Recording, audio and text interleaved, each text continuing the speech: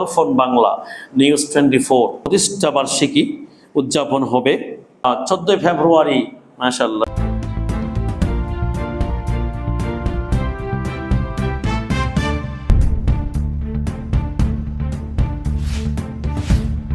আজকে ভাই দর্পণ বাংলা নিউজ 24-এর উনি সম্পাদক আলমগীর ভাই আপনাদের কাছে দোয়া চেয়েছেন, দাওয়াত দিয়েছেন।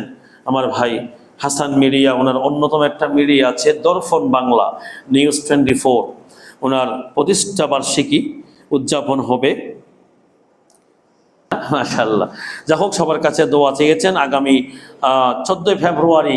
মাশাআল্লাহ। বালাদিন ভাইও, হ্যাঁ, পঞ্চম প্রতিষ্ঠা বার্ষিকী দর্পণ বাংলা।